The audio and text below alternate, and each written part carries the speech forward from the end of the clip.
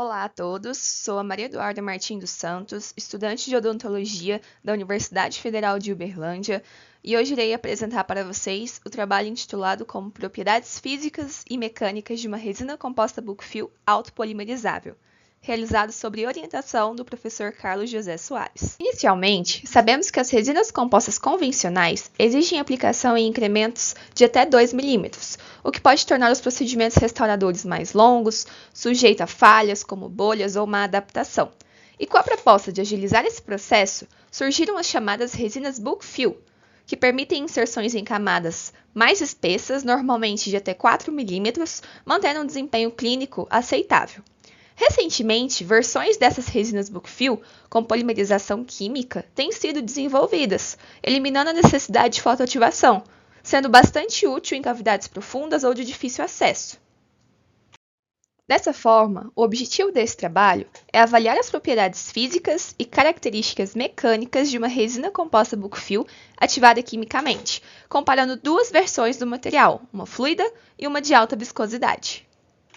Para avaliar as propriedades físicas e mecânicas dessa resina composta Bookfill ativada quimicamente, a Stella, tanto nas versões cápsula quanto Automix, nós realizamos diferentes testes laboratoriais para entender como que a resina comporta diante de forças semelhantes às que ela enfrentaria na clínica no dia a dia, como a resistência flexural, módulo de elasticidade, resistência à compressão, resistência à tração, contração pós-gel, grau de conversão, dureza NUP, e obtendo esses dados, podemos simular as tensões de contração por meio da análise de elementos finitos em 3D.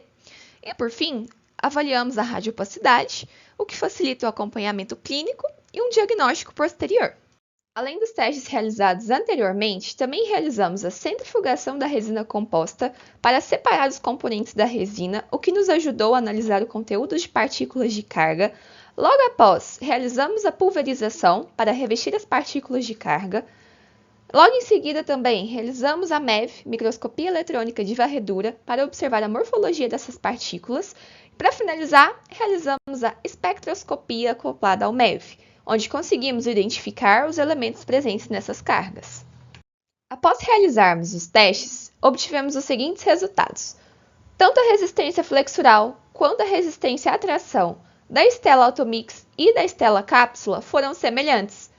Já a resistência à compressão, módulo de elasticidade e dureza NUP, a Stella Cápsula obteve valores maiores do que a Stella Automix. Nesses dois outros gráficos, observamos as reações exotérmicas que acontecem enquanto a resina é misturada, sendo que do início até o pico, a Stella Cápsula teve um aumento de 1,82 graus Celsius e a Stella Automix teve um aumento de 4,71 graus Celsius. Quando partimos para os resultados da MEV da Stella Automix, podemos observar partículas menores, mais espaçadas entre si e mais dispersas. Neste outro gráfico, conseguimos observar a porcentagem de peso de cada elemento presente na Stella Automix, tais como ouro, bário, sílica, carbono e terbo, em diferentes concentrações da Stella Automix. Agora, na microscopia eletrônica de varredura da Stella Cápsula, observamos o contrário do que da Automix. Aqui na cápsula, as partículas são maiores, são mais densas e estão mais próximas umas das outras. Nesse mesmo gráfico de porcentagem de peso de cada elemento, agora presente na Stella Cápsula, também estão presentes os elementos como ouro, sílica, bário, carbono e terbo. Finalizando os resultados com essas imagens da análise de elementos finitos em 3D, podemos observar as tensões que gerou a restauração utilizando o material Stella Automix e utilizando o material Stella Cápsula, sendo que a Stella Automix gerou mais tensões do que a Stella Cápsula, como podemos observar aqui pelas cores representadas.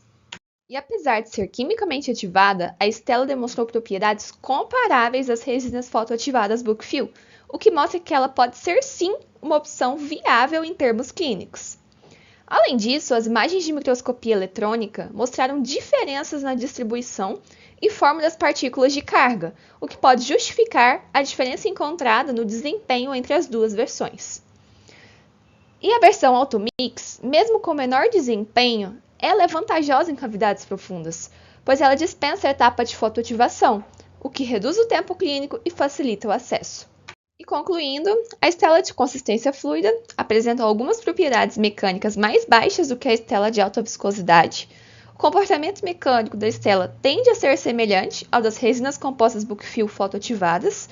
Essa inovação tem o potencial de acelerar significativamente os procedimentos clínicos, ao eliminar a etapa crítica e fundamental da fotoativação, o que permite o uso em cavidades profundas ou de difícil acesso.